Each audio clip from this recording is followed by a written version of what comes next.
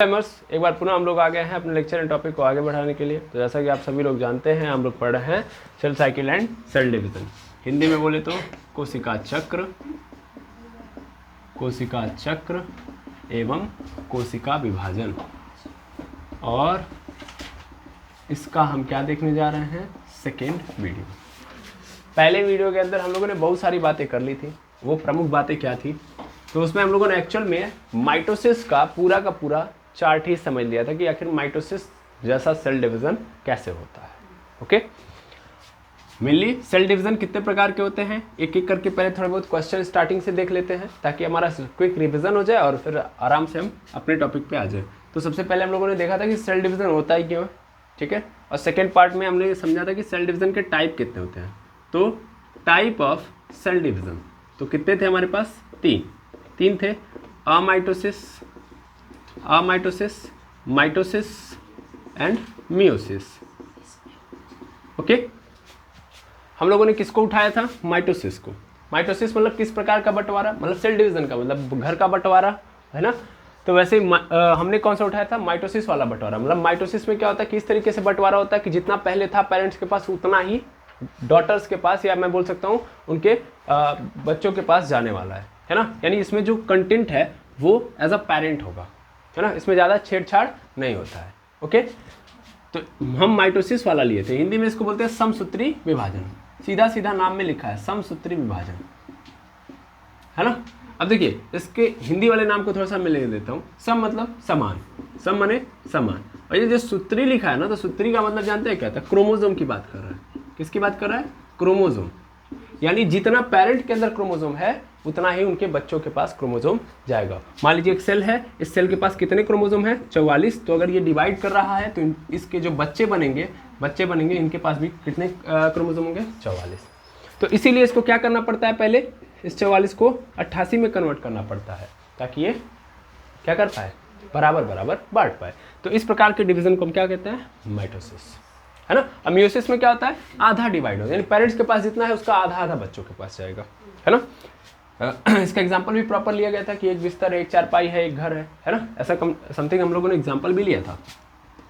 अब मान लीजिए यहाँ पे पेरेंट है, पेरेंट के पास टोटल कितने हैं, 44। लेकिन जब उनके बच्चे पैदा हो रहे हैं तो इनके पास कितने क्रोमोसोम जा रहे हैं, 22। तो इसका सीधा मतलब ये है कि ये कैसा विभाजन है, मियोसिस। मेनली क्या बोल सकता हूँ मैं कि मैक्सिमम लिविंग ऑर्गेनिज्म के अंदर कौन सा होता है, माइटोसिस एंड मियोसिस। ओके, और ये किस में होता है, तो ये यूनिसेलुलर ऑर्गेनिज्म में ज़्यादा देखा जाता है, अमाइटोसिस। ओके, चलिए अब कहानी को आगे बढ़ाते हैं। ये तो पहला टाइप था हमारे पास, मतलब पहला तो बोल सकता हूँ टॉपिक रहा कि क्या हो पढ़ेंगे हम।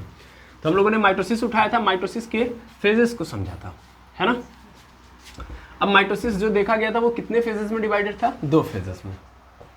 तो उसको हम एक साइकिल के थ्रू रिप्रेजेंट करना चाहेंगे। तो माइटोसिस में हम लोगों ने देखा था कि 2 फेजेस होते हैं, ठीक है।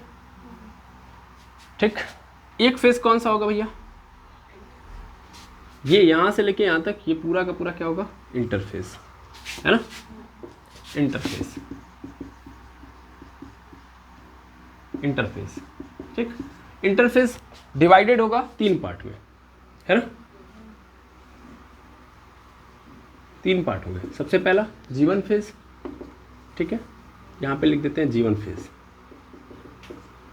ये आपका क्या हो जाएगा, S फेज, सिंथेसिस फेज इसको बोला जाता है, ठीक है ना। यहाँ पे लिख देते हैं S फेज, और यहाँ पे आप लिख दो G2 फेज, ठीक, G2 फेज।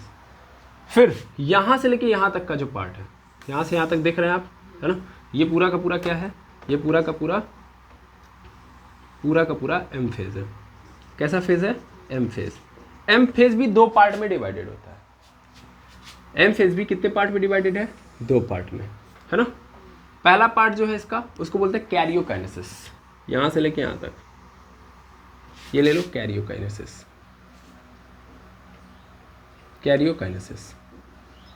ठीक है, कैरियोकाइनेसिस, ठीक। कैरियोकाइनेसिस फर्दर कितने पार्ट में डिवाइडेड है, 4 पार्ट है इसके, 1 2 3 एंड 4, हो गया। सबसे पहले कौन सा फेज आता है, प्रोफेज।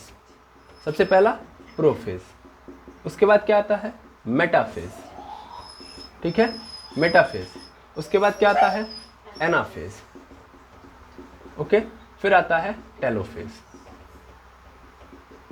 ठीक। तो ये होता है prophase, metaphase, anaphase and telophase. और फिर आता है हमारे पास साइटोकाइनेसिस, साइटोकाइनेसिस, ठीक। ये पूरा का पूरा साइकिल बन के तैयार। यही कल हमने देखा भी था, G1 phase, S phase, G2 phase, उसके बाद prophase, metaphase, anaphase, telophase and cytokinesis. तो याद रखेंगे कि पहले तो इंटरफेज और क्या बोलते हैं, इंटरफेज एंड एम फेज, यही क्या है हमारे माइटोसिस के मेन पार्ट है। देखो ऐसा नहीं होता है कि अगर आप ध्यान से समझो तो ये जो मैंने नाम लिखे हैं ये हम लोगों ने बनाया है, ये हम लोगों ने बनाया है। सेल के अंदर ऐसा कोई पर्टिकुलर वो नहीं होता है।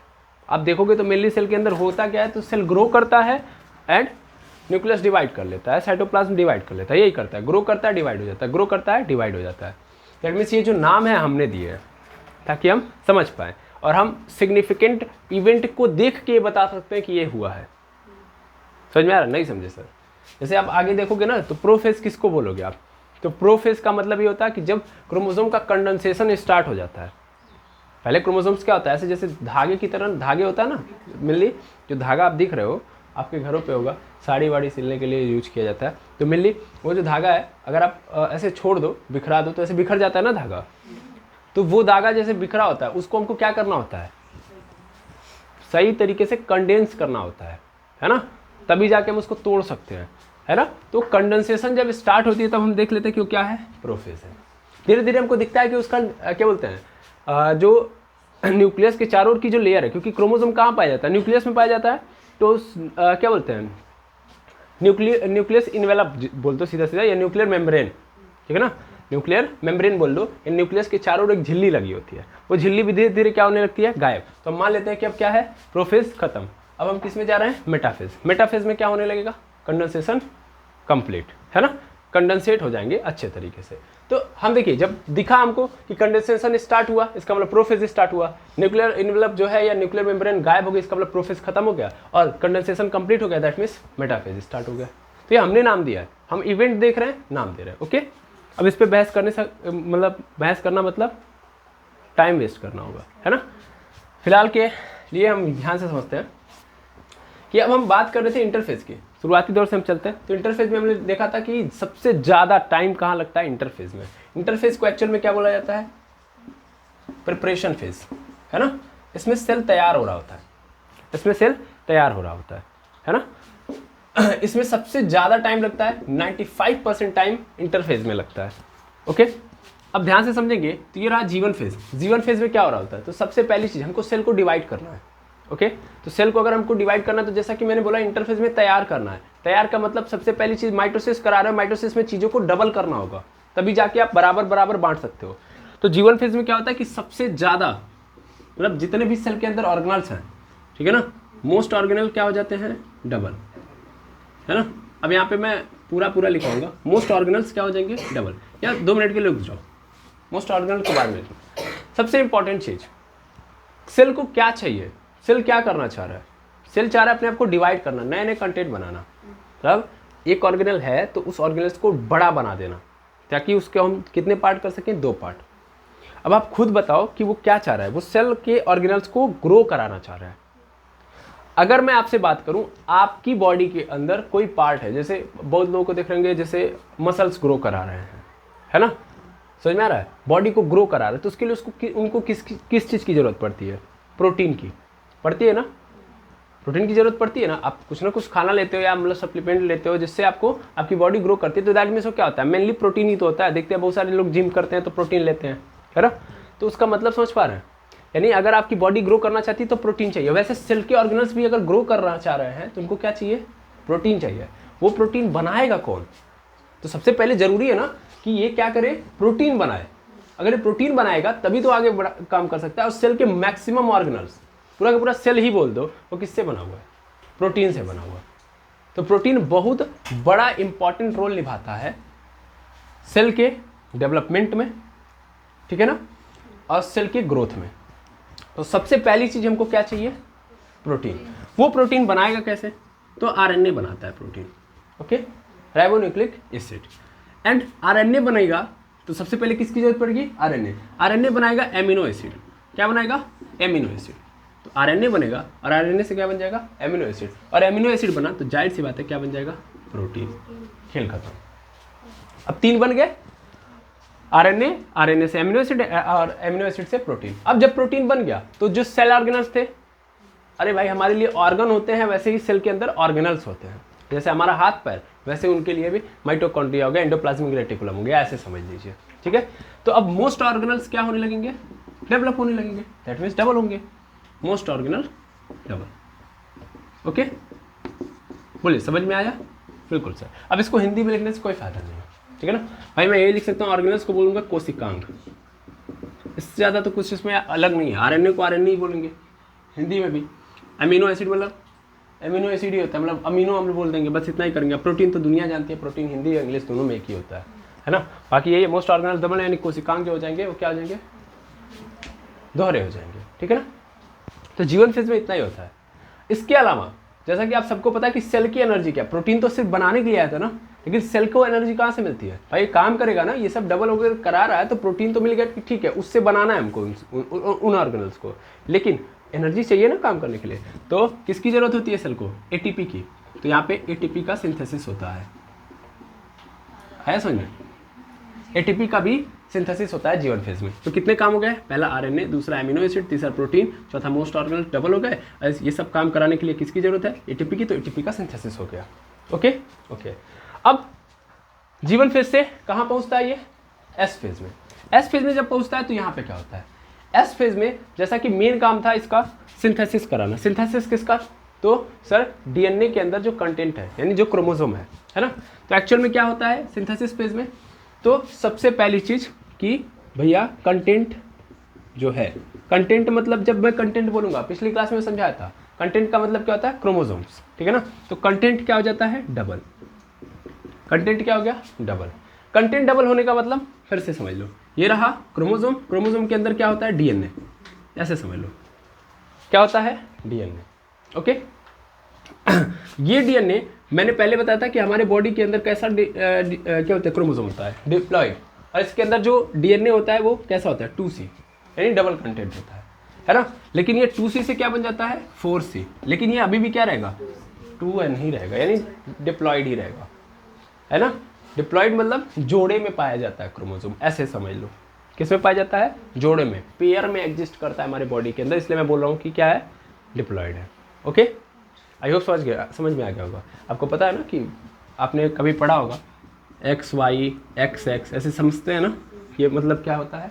तो एक्चुअल में पेयर बता रहा है, एक मेल से आया होगा, एक फीमेल से आया होगा, तो ये पेयर में हमेशा क्रोमोसोम पाया जाता है, इसलिए मैं इसको क्या बोलूँगा? डिप्लॉयड। ओके, तो एस फेज में सबसे पहला काम तो ये होता है कि 2C से क्या बनाया जाता है? 4C, यानी इस डीएनए को डबल कर दिया जाता है, ठीक है। 2 गुना है तो 4 गुना, ताकि फिर मैं जब तोड़ूं तो 2 अलग अलग हो जाए, ठीक है। अच्छा, कंटेंट डबल कर रहे हैं, दैट मीन्स डीएनए का क्या हो रहा है? रेप्लिकेशन, है ना, रेप्लिकेशन, ठीक है, रेप्लिकेशन। अब डीएनए आ रहा है, कंटेंट डबल हो रहा है, तो जाहिर सी बात है कि डीएनए के बारे में मैंने कल ही बताया था कि डीएनए की साइज कितनी होती है? 2.2 मीटर, एक दुपट्टे के साइज के बराबर होती है ना। अब उसे क्या करना होगा? आगे जाके उसे नए सेल के अंदर पैक करना होगा। तो पैक करने के लिए उसके पास एक प्रोटीन की जरूरत पड़ती है, इसको बोलते हैं हम लोग हिस्टोन प्रोटीन। तो बिना हिस्टोन प्रोटीन के बने जीवन नहीं चल सकता, यस और नो? तो हिस्टोन प्रोटीन यहाँ पे बनता है, हिस्टोन प्रोटीन का सिंथेसिस होता है, ठीक है। ओके, इसके अलावा एक और बहुमूल्य चीज जो कि कैरियोकाइनेसिस की सबसे इंपॉर्टेंट, मैं बोल सकता हूँ फैक्टर रही होगी या फैक्टर होती है, जिसका नाम है सेंट्रियोल, ठीक है ना। तो सेंट्रियोल का भी फॉर्मेशन सिंथेसिस फेज में होना स्टार्ट हो जाता है, ठीक है।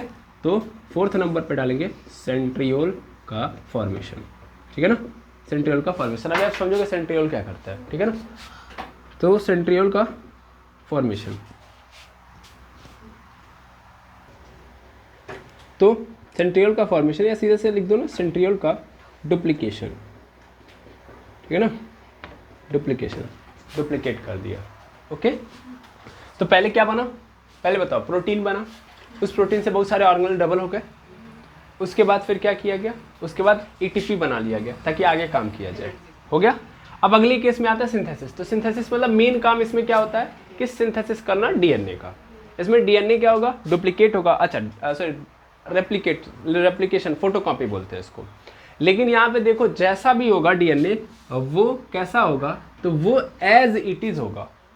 एज इट इज मतलब उसमें मतलब जैसे फोटोकॉपी कर रहे हो तुम, तो फोटोकॉपी करते वक्त होता है ना कि कहीं थोड़े बहुत एरर आ जाते हैं, लेकिन यहाँ पे कैसा रेप्लिकेशन होना चाहिए सर, एज इट इज जैसा वो है, उसमें कोई भी क्या नहीं होना चाहिए, गड़बड़ी नहीं होना चाहिए। इसे हम लोग बोलते हैं इंटैक्ट जीनोम।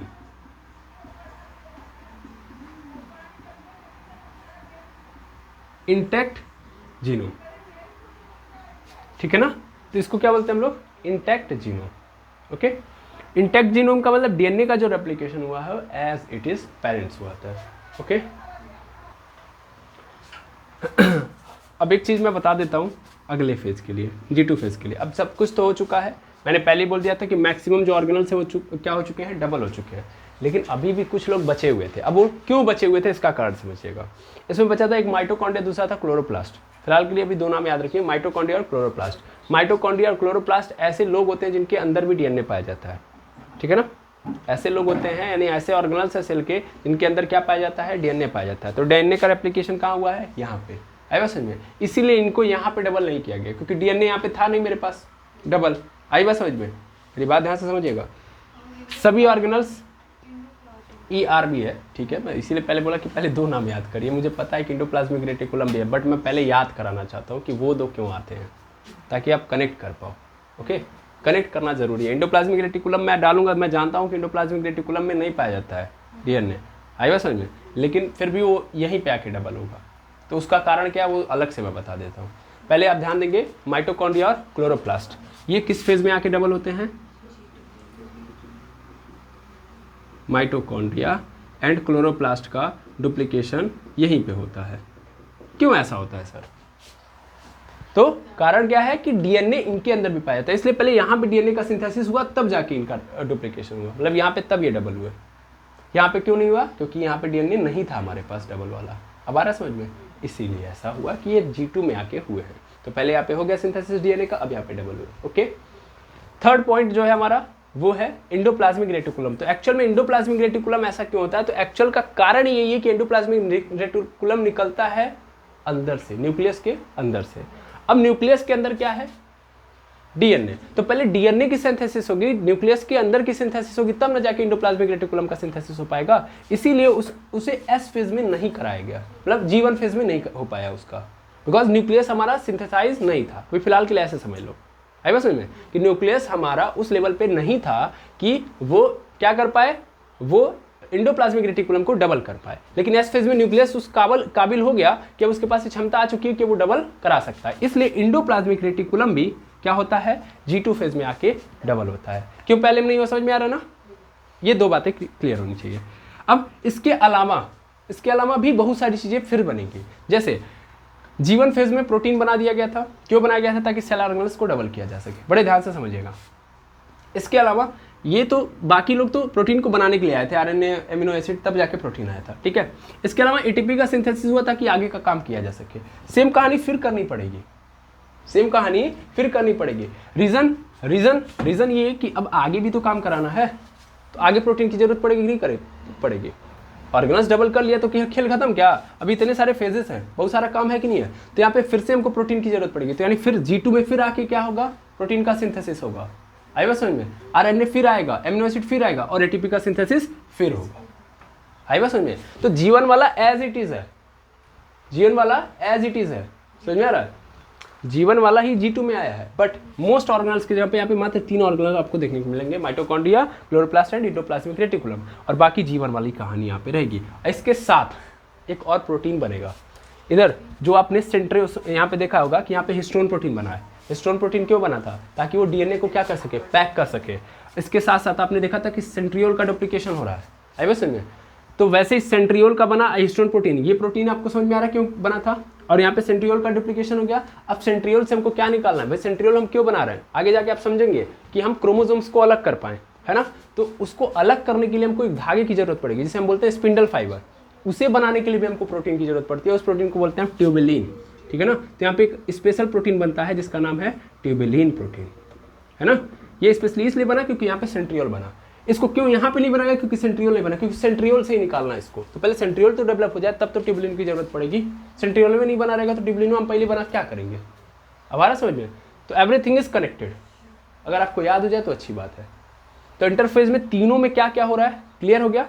एक बार मैं पुनः यहाँ पे लिखना चाहूँगा फटाफट। जीवन में बताइए फटाफट, जीवन में क्या क्या बन रहा है। सबसे पहले आरएनए आ रहा है। आरएनए से क्या बन रहा है, आरएनए से एमिनो एसिड, ठीक, फिर प्रोटीन, ठीक है। उसके अलावा सेल ऑर्गेनल्स डबल हो रहे हैं, सेल ऑर्गेनल्स डबल हो रहे हैं एंड एटीपी का क्या हो रहा है, सिंथेसिस, ठीक है। एटीपी का क्या हो जा रहा है, सिंथेसिस, ताकि आगे का काम किया जा सके। Okay okay. फिर आ रहा है एस फेज। एस फेज में क्या क्या हो रहा है भैया। एस फेज में सर सबसे इंपॉर्टेंट चीज़ तो डीएनए का डुप्लीकेशन हो रहा है। डीएनए रेप्लिकेट कर रहा है, ऐसे समझ लो, रेप्लिकेशन। लेकिन ये रेप्लिकेशन कैसा है सर, इंटैक्ट जीनोम है। इंटैक्ट मतलब जैसा पेरेंट है वैसे ही है ना। और इसको इक्वेशनल डिवीजन भी कहते हैं, है ना। इक्वेशनल डिवीजन इसीलिए कहा जाता है क्योंकि यहाँ पे जो हमारा कंटेंट है, मतलब जो कंटेंट है वो क्या होता है, डबल होता है। और इसके अलावा जो हमारा क्रोमोसोम है वो सेम रहता है। मतलब डीएनए का रेप्लिकेशन तो होगा लेकिन नंबर ऑफ क्रोमोसोम क्या रहेगा, same. Number of chromosome same. ये बहुत ज़्यादा बच्चों में कंफ्यूजन आता है। नंबर ऑफ क्रोमोसोम क्या होगा, सेम। यानी जो गुणसूत्र हैं, क्रोमोसोम को हिंदी में क्या बोलते हैं, गुणसूत्र। जो गुणसूत्र होंगे वो क्या रहेंगे, सेम। मतलब 44 तो ये नहीं कि 48 क्या बोलते हैं, क्या बोलते हैं 88 हो जाएंगे। 44 है तो 44 ही रहेंगे, बस उसके अंदर का कंटेंट डबल हो रहा है ना। ये एक है तो एक ही रहेगा, बताया भी था। यहाँ पे 2n है तो 2n ही रहेगा, मतलब एक है। सिंपल समझो, अभी फिलहाल में फिगर से समझो, एक है तो एक ही रहेगा। बस पहले ऐसे एक धागा था तो अब कितने धागे आ जाएंगे, 2 धागे, ऐसे समझ लो। आया बस समझ में। तो इसका मतलब यहाँ पे 2c से ये 4c बस हुआ है, बाकी नंबर सेम है। एस फेज का कहानी समझ में आ गया, ठीक है। ये याद रखना बहुत जरूरी है। इसके अलावा हिस्टोन प्रोटीन बन रहा है, हिस्टोन प्रोटीन। और एक और नई चीज़ बन रही है, सेंट्रियोल। मैंने बोला ना कि ये बड़ा इंपॉर्टेंट रोल निभाएगी आगे जाके। तो सेंट्रियोल डबल हो रहा है, ठीक है। इसके बाद आता है हमारे पास G2 फेज। G2 फेज में क्या होता है भैया, याद रखना, माइटोकॉन्ड्रिया। क्यों माइटोकॉन्ड्रिया यहाँ पे हुआ, क्योंकि इसमें भी पाया जाता है डीएनए। और डीएनए एस फेज में बना तब जाके ये हुआ। जीवन में क्यों नहीं हो पाया, क्योंकि डीएनए भी रेप्लिकेट नहीं हुआ था। ऐसे याद करने के लिए बस मैं बता रहा हूँ, ठीक है ना। Mitochondria, chloroplast and ER.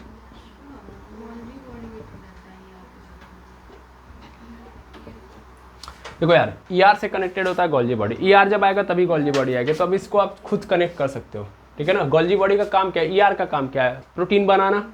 और गोल्जी बॉडी का काम क्या है, पैक करना। ये बताओ, जब ईआर नहीं मेरा डुप्लीकेट है तो गोल्जी बॉडी को क्यों करेंगे। अब ऐसे कनेक्ट करिए आप, ओके। हर चीज़ यहाँ पे लिखा जाए जरूरी नहीं है, आप खुद कनेक्ट कर लेंगे। चलिए, अब आपने बोल दिया तो लिख देते हैं हम GB, ओके। ये सब डुप्लीकेट यहाँ पे होते हैं, ओके। बाकी फिर एज इट इज़ कैसा हो जाएगा, जीवन जैसा। यानी यहाँ भी क्या बनेगा, क्या बोलते हैं, RNA, एमिनो एसिड, प्रोटीन। अच्छा, यहाँ पे प्रोटीन के बारे में लिख लेंगे, ट्यूबुलिन नाम का प्रोटीन बनता है, ठीक है ना। नीचे दिख रहा है, एक बार देख लेंगे, ट्यूबुलिन नाम का प्रोटीन बनता है। तो ये तीनों आपको क्लियर हो गए होंगे। क्या समझ में आ गया। कल की क्लास में यही बोला था मैंने कि मैं सबसे पहले आऊँगा तो आपको ये क्लियर कराऊंगा कि किस फेज में क्या होता है। याद भी हो गया होगा, समझ में भी आ गया होगा। अब हम यहाँ से कहानी को आगे बढ़ाएंगे और हम पहुँच रहे हैं प्रो फेज में। तो इसको पहले नोट डाउन कर लेंगे एंड वो कर देंगे। चलिए, ये कहानी हो गई ख़त्म। अब आगे की कहानी को स्टार्ट करने से पहले थोड़ी कहानी को हम अच्छे से एक और समझते हैं। मतलब एक नई कहानी है।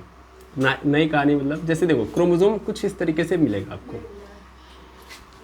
ये क्रोमोसोम आपको इस तरीके से मिलेगा। और मैंने पहले बोला था पेयर में होता है। किस में होता है, पेयर में, ठीक। और ये दोनों एक पास, मतलब ये जो देख रहे हो ना, पहले तो एक चीज़ समझ लो, ये देखो, ये जो इसका बीच वाला पोर्शन, इसको बोलते हैं हम लोग सेंट्रोमेयर। क्या बोलते हैं, सेंट्रोमेयर, ठीक है। इसको सेंट्रोमेयर कहते हैं, बीच वाले पोर्शन को, जहाँ से ये ट्विस्टेड है, मतलब घुमा हुआ है, ओके। और ये दोनों के दोनों एक साथ क्या है, कनेक्टेड है, ओके। यहाँ पे एक प्रोटीन की प्लेट लगी होती है, जिसे हम लोग बोलते हैं काइनेटोकोर। क्या बोलते हैं? काइनेटोकोर। ओके, ये प्रोटीन के प्लेट है, ठीक। और ये दोनों के दोनों, मतलब ये दोनों, चूंकि ये भी क्रोमोसोम है ये भी क्रोमोसोम है, तो एक को हम क्रोमैटिड्स बोलेंगे। क्या बोलेंगे? क्रोमैटिड्स। ये एक अकेले है तो क्या बोलेंगे? क्रोमैटिड्स। और ये दोनों क्रोमैटिड्स है एक साथ है, दैट मीन्स इनको हम बोलेंगे सिस्टर क्रोमैटिड्स। मतलब जो पेयर में एक साथ हैं उनको हम क्या बोलते हैं? Sister chromatids. मतलब ये है, मतलब सिस्टर क्रोमैटिड्स हम इनको बोलते हैं कि अगर ये एक्स है तो ये भी एक्स ही होगा, ठीक है ना। ये देखो ये एक साथ है, दैट मीन्स ये वन है तो ये वन वाला होगा, क्योंकि हमारे बॉडी के अंदर पेयरिंग ऐसे ही होती है। ये मेल बॉडी का वन वाला और फीमेल बॉडी का वन वाला एक साथ पेयर बनाएंगे। ओके, तो ये बन जाते हैं सिस्टर क्रोमैटिड्स, बहन है ये, ऐसे समझ लेते हैं। ओके ओके, अब ध्यान से समझना है, कहानी यहीं से स्टार्ट होती है और यहीं से आगे बढ़ेगी। याद हो गया? बीच वाले को हम क्या बोलते हैं? सेंट्रोमेयर। और पेयर में रहते हैं तो उनको बोलते हैं हम लोग सिस्टर क्रोमैटिड्स। अकेले है तो क्या बोलते हैं? क्रोमैटिड्स, ठीक है। अच्छा, मान लो एक पेयर यहाँ पे है, मतलब एक यहाँ पे सिस्टर है और एक सिस्टर यहाँ पे है, ये 1-1 वाले हैं, ये 2-2 वाले हैं, ऐसे ही रहता है। तो ये तो सिस्टर हो गए, ये भी सिस्टर हो गए आपस में, हो गए। लेकिन ये और ये क्या होंगे? Non sister chromatid. ये सिस्टर होंगे? नहीं, नॉन सिस्टर क्रोमैटिड्स, ठीक है। इतना याद हो जाएगा? बिल्कुल सर, बिल्कुल। अब एक बात और सुनिए, मेनली आप जा रहे हो किस पे? कैरियोकाइनेसिस यानी एम फेज में। एम फेज में सबसे पहले आपको मिलेगा कैरियोकाइनेसिस। कैरियोकाइनेसिस में आपको क्या दिखाई देगा कि एक्चुअल में ये क्रोमोसोम्स जो आपको दिख रहे हैं यही अलग अलग होंगे, ठीक है ना। कैरियोकाइनेसिस में क्या होगा कि यही जो क्रोमोसोम्स हैं वो क्या होंगे? अलग अलग होंगे, ठीक है। इनके अंदर कंटेंट 4 गुना भरा हुआ है। जैसे ये 2 दिख रहे हैं लेकिन 4 गुना कंटेंट रखे हैं। अलग अलग करोगे तो फिर 2 हो जाएगा ना, फिर से अलग अलग कर लेंगे तो फिर से वो अपने पुराने रूप में आ जाएंगे। समझ में आ रहा है जो मैं बोल रहा हूँ? ओके, जैसे देखो अगर मैं एक क्रोमैटिड्स की बात करूँ तो देखो ये सिस्टर क्रोमैटिड्स, तो इसमें एक ऐसे समझ लो क्रोमोसोम्स है अंदर, ठीक है। तो इसीलिए मैं बोल रहा था कि ये यहाँ पे कितना है? 2C है। पकड़ो होगा क्या आगे जाके एम फेज में, कैरियोकाइनेसिस में होगा क्या? पूरे कैरियोकाइनेसिस में यही होगा, 2C है ना। लेकिन हमने क्या किया है? सिंथेसिस फेज में इसको 4C बना दिया है। क्या बना दिया है? 4C। यानी अब एक के अंदर कितना हो चुका है? 2 है ना। अब एक के अंदर 2 आ गया। मैं क्या करूंगा कैरियोकाइनेसिस में? इसे तोड़ूंगा। क्या करूंगा? तोड़ूंगा, रस्सी लगाऊंगा, रस्सी लगा के खींच के तोड़ दूंगा, ठीक है। थोड़ा ध्यान देना, मिटाओ इसको, नीचे वाले को मैं मिटा रहा हूं।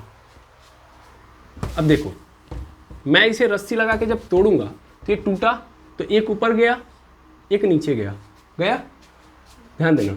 लेकिन एक के अंदर है कितना? 2 है ना। यहाँ भी एक के अंदर कितना है? 2। कंटेंट कितना है अपने पास? 2C। यहाँ पे भी कितना है? 2C है ना। और कंटेंट कैसा है? As it is parent. ध्यान से समझो, इंटैक्ट जीनोम है। इंपॉर्टेंट पॉइंट बोल रहा हूँ, ये 2C इसीलिए बनाया गया था। समझ में आ रहा है? तो ये अकेले लेके क्या है कि ये डबल कर लिया, ये भी डबल कर लिया, तो ये क्या बन गया था? 4C बन गया था ना। इसको क्या करना है? 2C में कन्वर्ट करना है। और 2C का मतलब ये होता है, थोड़ा सा सबसे ज़्यादा कन्फ्यूजन यहीं पे आती है। सबसे ज़्यादा कन्फ्यूजन जो है सबको यहीं पे है। 2C मतलब एक इसमें होना चाहिए और एक इसमें, ऐसे पकड़ो। एक क्रोमोसोम्स इसमें, सॉरी एक धागा इसमें एक धागा इसमें, तो इसको हम लोग बोलते हैं 2C। और इसलिए हम इसको बोलते हैं डिप्लॉयड, क्योंकि ये जोड़े में है। क्लियर हो रहा है? क्लियर। लेकिन अभी क्या है? अभी एक ही में 2C है, जबकि 2 लोग होने चाहिए तो 2C होना चाहिए। ये मेरा ऐसा होना चाहिए, पेरेंट मेरा ऐसा था, है ना। इसने कॉपी किया, कॉपी करने पे क्या बनाया? कॉपी करने पे इसने ऐसी स्थिति कन्वर्ट की थी। कैसे? कि एक में कितना आ गया था? 2, है ना। लेकिन हमने इसलिए बनाया था ताकि जब ये अलग अलग हो तो एक एक हुआ है ना अभी, लेकिन इसको तो जोड़े में रहना है। तो ये क्या करेगा? यहीं से अपने आप को डबल कर लेगा। आई बात समझ में? क्योंकि 2 है ना इसके पास, तो 2 बना दिया। आई बात समझ में? तो ये 2C अब किस में कन्वर्ट हो गया? डबल हो गया कि नहीं हो गया? कंटेंट जब डबल रहेगा तो अपने आप हम डिप्लॉयड बना देंगे। क्या मेरी बात समझ पा रहे हैं? वो कंटेंट ही तो मेरे लिए मेन है भाई, DNA ही तो मेन है।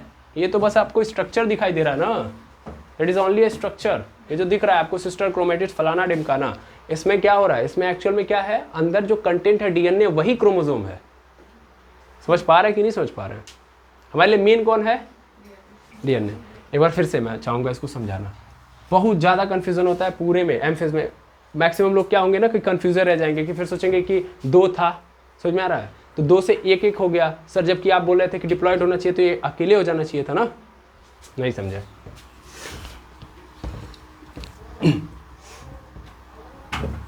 चलो देखो पेरेंट कैसा था, पेरेंट है ऐसा, ठीक, 2n 2c, okay. S phase में गया, एस फेज में जाने के बाद क्या हो गया, पेरेंट ऐसा हो चुका है,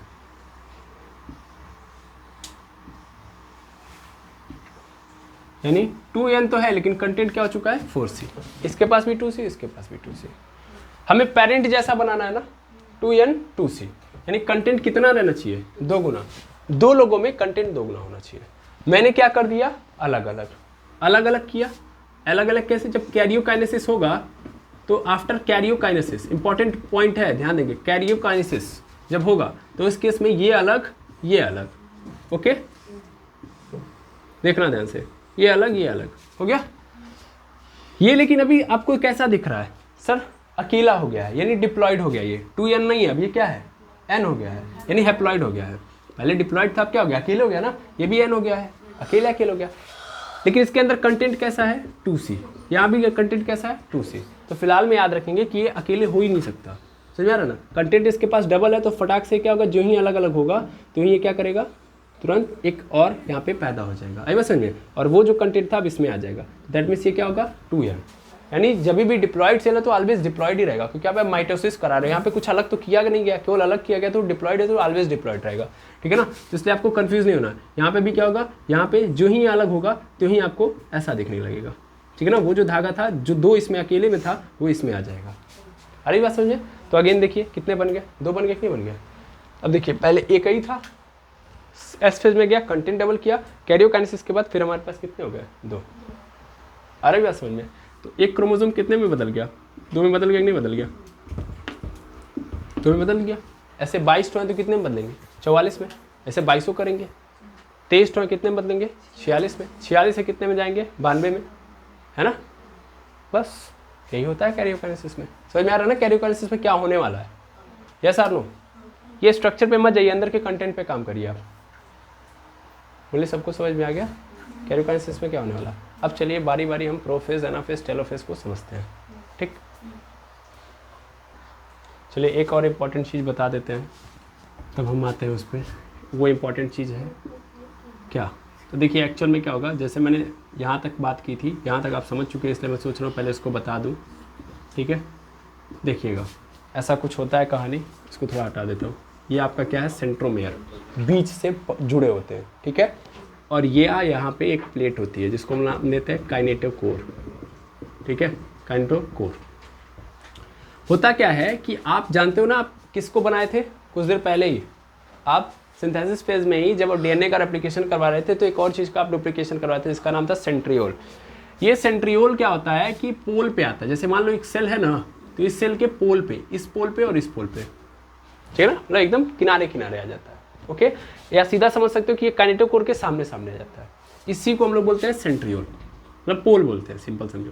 अब ये सेंट्रियोल का आपको इस तरीके से साइन देखने के लिए मिलेगा, ठीक है ना, ये सेंट्रियोल है। यहाँ पे भी एक सेंट्रियोल पहुँचेगा, क्योंकि 2 सेंट्रियोल है ना भाई, डुप्लीकेट मतलब डबल डबल बनाए हम, तो यहाँ पे एक पहुँचेगा। क्यों बनाया गया आप समझ में आ रहा होगा। अब इससे निकलेगा क्या, एक धागा, उसको क्या करना, खींचना है ना, तो इसलिए वो क्या करेगा, यहाँ से धागा निकालेगा, ठीक है। उस धागे को नाम दिया जाता है स्पिंडल फाइबर। इस धागे को क्या नाम दिया जाता है, स्पिंडल फाइबर, ठीक है ना। ये स्पिंडल फाइबर एक्चुअल में किसका बना होता है, तो माइक्रोट्यूब्यूल्स का बना होता है, ठीक है ना। हिंदी में इसको बोलते हैं तुर्क धागा, ठीक है, हिंदी में इसको क्या बोलते हैं, तुर्क धागा। तुर्क धागे से मतलब किसका बना होता है, माइक्रोट्यूब्यूल्स का बना होता है। अब यहाँ से धागा निकला, इधर से भी ये निकालेगा, है ना, और निकालने के बाद किधर खींचेगा, अपनी ओर। देखो एरो की डायरेक्शन ध्यान देना। अच्छा, इसके साथ साथ ये जो सेंट्रियोल है, ये धागा जब निकलेगा ना, तो ऐसा नहीं कि सिर्फ सीधे सीधे एक धागा निकलेगा, ये धागा चारों ओर से निकलेगा। आके काइनेटोकोर से तो कनेक्ट होगा, लेकिन ये निकलेगा तो चारों ओर से निकलेगा। और जाहिर सी बात है कि इसे क्या करना पड़ेगा, अपने आप को स्थापित करने के लिए पीछे भी तो निकालना पड़ेगा, ताकि पकड़ के बैठा रहे, आ रहा समझ में। तो ये जो पोर्शन आपको दिख रहा है, ये जो पोर्शन दिख रहा है ना, इस अकेले पोर्शन को अगर आप ध्यान से ऑब्जर्व करेंगे, अभी तो मैंने जैसे बनाया उसको देखते हुए तो आप नहीं फील कर सकते, है ना, या इमेजिन भी नहीं कर सकते, लेकिन एक्चुअल में जब ये निकालता है धागा ये साइड साइड से भी, तो एकदम एज अ स्टार दिखाई देता है। ये इतना पोर्शन कैसा दिखाई देता है, कैसा दिखाई देता है, स्टार जैसा। इसीलिए इसको हम नाम देते हैं एस्टर। क्या नाम देते हैं, एस्टर। ओके, कोई दिक्कत? तो इसे हम लोग क्या नाम देंगे, एस्टर। टोटल कितने एस्टर बनेंगे, एक एस्टर यहाँ पे बनेगा, एक एस्टर यहाँ पे, कितने एस्टर बनेंगे, 2 एस्टर, 2 एस्टर बन गए, है ना। और ये 2 एस्टर जब स्पिंडल फाइबर के साथ मिल जाते हैं, किसके साथ, स्पिंडल फाइबर जो धागा है, दोनों एस्टर क्या निकाल रहे हैं, स्पिंडल फाइबर। तो आपने क्या बना दिया सर, आपने एक मशीन का निर्माण कर दिया जो क्या कर रही है, क्रोमेटिड्स को तोड़ रही है ना। तो क्या बन गया ये, तब इसे हम लोग बोलते हैं माइटोटिक एपार्टस। एक मशीन बन गई जिससे हम सिस्टर क्रोमेटिड्स को अलग अलग कर सकते हैं। ठीक है, तो 2 एस्टर के साथ जब spindle fibre, 2 aster spindle fibre दोनों मिला के माइटोटिक एपार्टस बन जाता है। ठीक है, बोलो समझ में आया, हाँ या ना, कोई दिक्कत नहीं। अब देखो एक बात और सुनानी है, समझानी है। वो क्या बात समझानी और सुनानी है, तो सुन लो और समझ लो। अभी मेनली एनिमल में ये चीज़ नज़र आएगी, लेकिन प्लांट में ये चीज़ नज़र नहीं आएगी। ठीक है, प्लांट में इस तरीके से धागा ये सब, क्योंकि सेंट्रियोल ही नहीं पाया जाता, ऐसा सीधा मान लो, सीधा जानो। हाँ, किसको, ये जो दिख रहा है ना, ये इतना, ये सेंट्रियोल है, वो सेंट्रियोल से धागा निकल रहा है। ठीक है, हाँ आइए समझ में। तो इस धागा जो निकल रहा है, तो इतने पोर्शन को हम मिला लें जो कि पीछे पकड़े हुई है, उसको हम बोलते हैं एस्टर। ओके, और जब उससे जो धागा निकल रहा है जो कि नाम है स्पिंडल फाइबर, तो स्पिंडल फाइबर उस एस्टर को मिला के उसे क्या बोला जाता है, माइटोटिक एपार्टस। क्या बोला जाता है, माइटोटिक एपार्टस। गुड। ठीक है, एनिमल में ये चीज़ पाई जाती है, इसीलिए इस तरीके के डिवीज़न को हम लोग बोलते हैं एस्ट्रल डिवीज़न। क्या बोला जाता है, एस्ट्रल डिवीज़न। इस डिवीज़न को क्या बोलते हैं, एस्ट्रल डिवीज़न। टूटना है, टूटने के लिए आपने किस यंत्र का यूज किया, माइटोटिक एपार्टस। इसमें क्या लगे हैं सर, 2 एस्टर और स्पिंडल फाइबर। एस्टर मतलब सेंट्रियोल एंड स्पिंडल फाइबर ही होता है, लेकिन माइक्रोट्यूब्यूल्स का वो छोटा हो जाता है उस पोर्शन में, पीछे की ओर। ठीक है, बोलो समझ में आया। लेकिन प्लांट में ऐसा नहीं होता, क्योंकि सेंट्रियोल नहीं पाया जाता है। तो एसिड वहाँ पे जो डिवीज़न होता है उसे हम बोलते हैं एन एस्ट्रल डिवीज़न। तो प्लांट में कैसा डिवीज़न होता है, नीचे लिख दे रहा हूँ मैं, प्लांट में एन एस्ट्रल डिवीज़न होता है। ठीक है, और मेरे मोबाइल का जो स्टोरेज है वो यहीं पे डन। तो मिलते हैं नेक्स्ट क्लास में, मजबूरी है। Thank you very much hammers.